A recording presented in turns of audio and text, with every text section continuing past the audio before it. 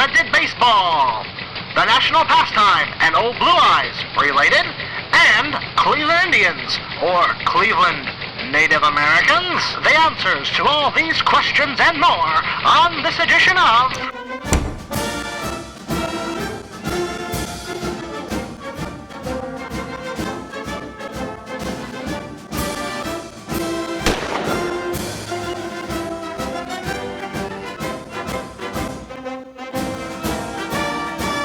Laughing Historically.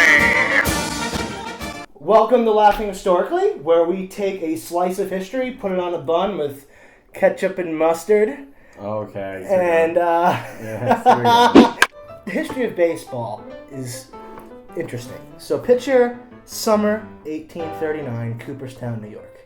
wait, picture what? Picture. A picture. Oh, Picture. Okay. Picture. Sunset. A group of students are playing a game of town ball, they call it. Town ball is this loosey-goosey kind of rules game. It's on a square field.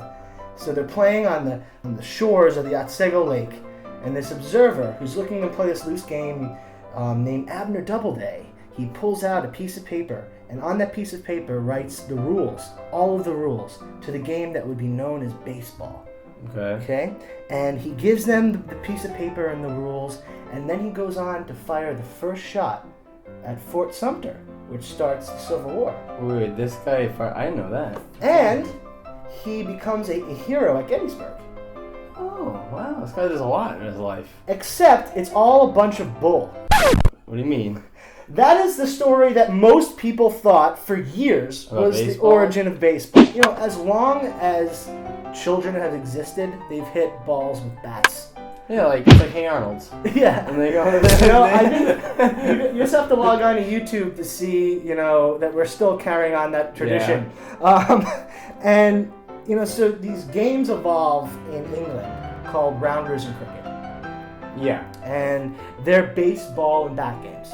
And the Irish and English colonists bring them over to America in the 16 and 1700s. Now, cricket was mainly a sophisticated sport. Yes. Yeah, it wasn't everyman's sport. Wasn't everyman. And rounders was much more of a, everyman kind of game. Very rough and tumble. And so they get to America and the rules start to split and become very regional and different and loose. Yeah. Everyone plays it differently. As most things happen when they come here. Yeah, exactly. The most popular of these regional rules is a game called Town Ball. And it's severely loose. Everyone just kind of stands around on a square field, and to get someone out, you throw the ball at them.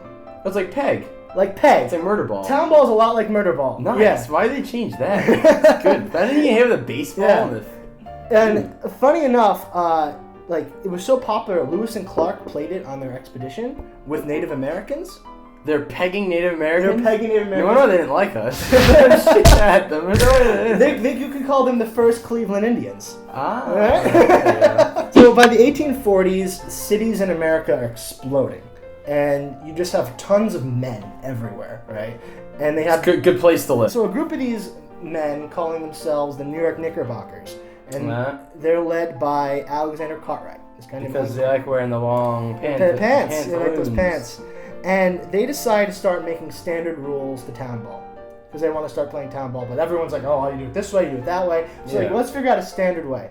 And so they're looking for places to play in Manhattan. There's no places to play in Manhattan. It's packed. There's also a lot of forestation, too. Yeah, but that was way uptown. Yeah. But they were downtown. All right. So they decide to get in boats and go right across the river from downtown into this grassy area called Ellison Field, which was in Hoboken, New Jersey. Here? Right here, where we are filming right now. Baseball was invented here? Yes. And so these men... There's a lot to Hoboken that you don't realize. Sinatra, baseball. Yeah. They start playing with their group for a year. And they're honing the rules. They make the field into a diamond. They add 3 strikes. Even stuff as specific as 90 feet between bases, they figure out. The most important thing probably is runs are thrown out, not at. So as they're practicing and figuring out these rules, hundreds of people start watching them, right? Like this big crowds of New Jersey and New Yorkers. The mustaches? Yeah, they have the mustaches. The pitcher wasn't called a pitcher though. They called him a hurler. A hurler, and the batter was a striker. Hell, that bought me, toast chum. The story goes that they hit a home run into the river because they were playing like right by the river. That's it. So they lose the ball. They lost the ball. Like they're going to stop things, so you might as well just run home. You know. That makes sense. And so they finally think they've got it down to a game called baseball. And June 19th, 1846, at Ellison Field, Hoboken, the New York Knickerbockers challenge a local cricket team because they had to find someone to play with. And this cricket team's called the New York Nine. Did the cricket team win? The Knickerbockers lose. Get out of here! They lose. How shameful is that? The Knickerbockers lose 23-1. What? I'm telling you, these cricket guys are good. They practiced for a year at this game. They played every day. And now these are Knickerbockers, right? Yes. So the Knicks are still bad. Mm-hmm. They switched to another sport. They're probably bad at cricket, so they invented baseball. They lost at baseball, so they had to do basketball, and now they're bad at basketball. Exactly. You don't name a team the Knicks if you want them to win. By 1850, New York City and New Jersey are just covered in baseball teams. Baseball teams of just lawyers, and baseball teams of just teachers, and baseball teams of just firemen. It's like softball now. Yeah, That's how adult softball leagues are. There's people in the jobs. It's just a bunch of guys drinking, and they decide, well, now we're going to play softball. a game. It's exactly like softball. Yeah.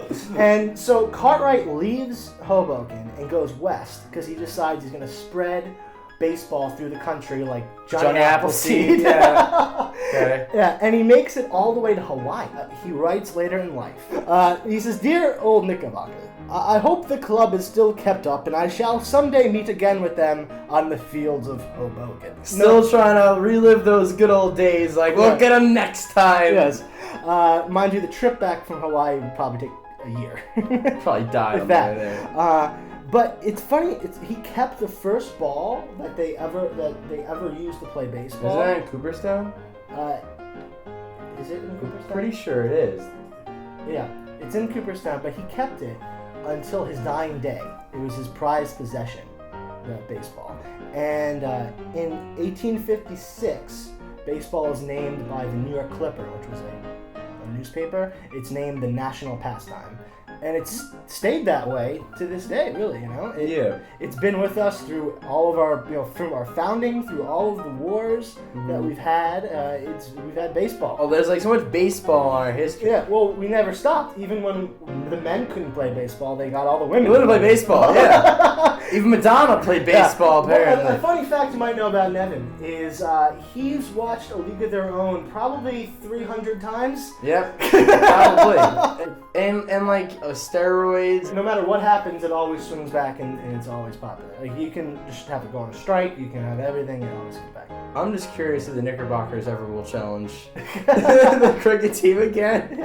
You can help us out by writing a review on iTunes. More funny history at laughinghistorically.tv. Subscribe!